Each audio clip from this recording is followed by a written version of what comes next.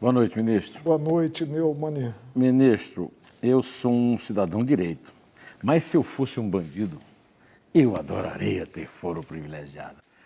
Porque o Supremo Tribunal Federal é muito leniente. E eu tenho provas históricas. Por exemplo, Eduardo Azeredo cometeu o Mensalão Mineiro e passou anos impune sob a égide do Supremo, que nunca o julgava. Na hora que ele cometeu a estupidez de renunciar ao foro privilegiado, porque ia ser pego, o juiz pegou e meteu-lhe 20 anos de cana. O senhor está aí se queixando aí do Sérgio Moro, porque o Sérgio Moro condenou 67 réus em 17 processos, enquanto isso, vocês estão lá. O Renan Calheiros, 9 processos. O Eduardo Cunha, 6 processos, réu, tá? Ninguém é julgado. Então, o Lulinha, que é um grande malandro, está lá, sob a sombra da impunidade de vocês. E aí vocês brincam, né? Olha, o Lula é isso, o Lula é aquilo, e o julgamento vai ser postergado. Né? A pergunta é a seguinte: é um grande negócio ter foro privilegiado no Brasil, não?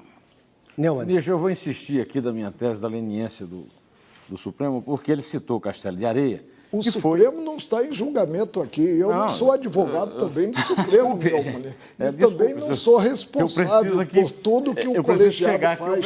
O senhor responde tudo o que o senhor quiser, mas aí eu também... Mas o Supremo está protagonista, né? Por que essa fixação no Supremo? Você não acredita na sua Suprema Corte? Não, não acredito.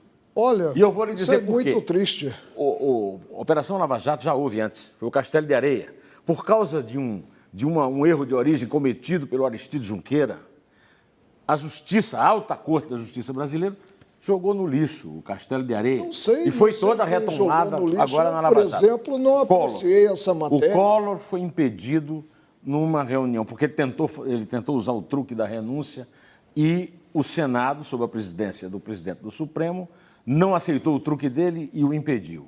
O Collor volta e é absolvido pelo Supremo por um erro também formal do processo. Aí o Collor volta a delinquir, o que é óbvio, porque a minha avó dizia que o homem de bem falha, o canalha nunca falha. O Collor volta a delinquir e prova que estava certo o Senado que o impediu, estava errada a Justiça que o liberou depois, como acontece agora. O senhor diz, não, o Supremo não tem culpa, foi a Dilma que deu um induto. Só que o único político que está preso é o Zé Disseu porque reincidiu. Os outros que não reincidiram, agora, por exemplo, o Silvio Pereira foi praticamente absolvido. E, no entanto, ele estava em plena prática do crime. Então, os exemplos históricos não têm favorecido.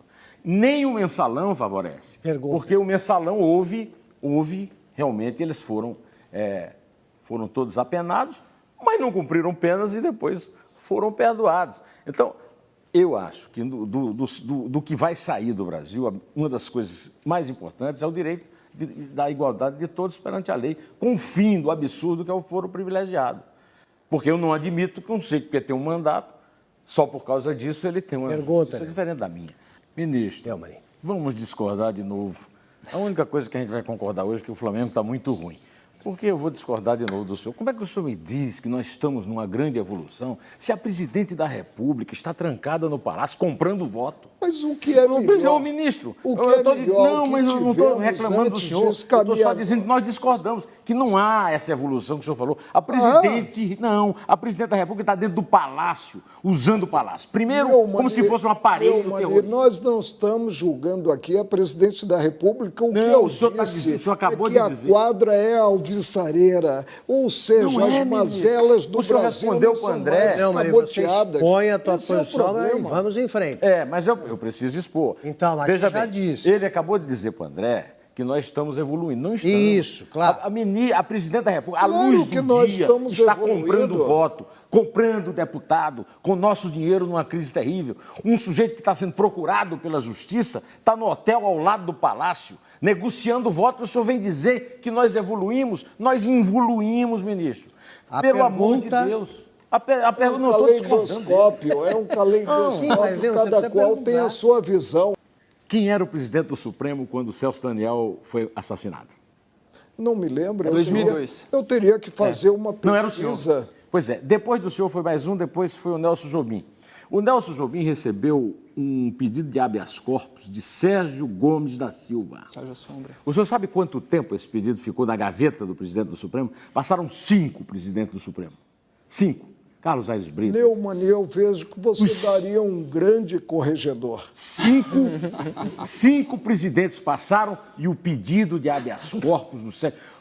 Foram 6 condenados pela morte do Celso Daniel, até que o... Eu não sou censor de colega meu. Não, eu estou lhe dizendo que as instituições não funcionam e o judiciário não funciona. Estão funcionando, eu assevero o contrário. 5 presidentes mantiveram o habeas corpus de Sérgio Gomes da Silva na gaveta. 10 anos. Não sei, você está asseverando isso? Não, não, estou lhe dando um fato. Quem tirou da gaveta foi o Lewandowski. Mas então você não está fazendo uma pergunta, você está eu estou lhe dizendo. Expondo ideia. Pergunta, Neumann. Não, eu estou perguntando. Fazer sempre uma pergunta. Não, pois é, mas a minha pergunta é essa. Diante desse fato. Como é que as instituições estão funcionando com rapidez? Você já tratou desse assunto. Não, eu estou dando um exemplo e ele precisa responder em cima do exemplo. Ele não está 5 presidentes. Com as minhas colocações. 5 presidentes. Eu acho que está claro. Não, peraí. 5 tem uma posição guardaram na gaveta. Neumann, você tem uma posição e o nosso entrevistado discorda dela. Aí não é questão de posição, é questão de fato. 5 presidentes do Supremo mantiveram na gaveta um pedido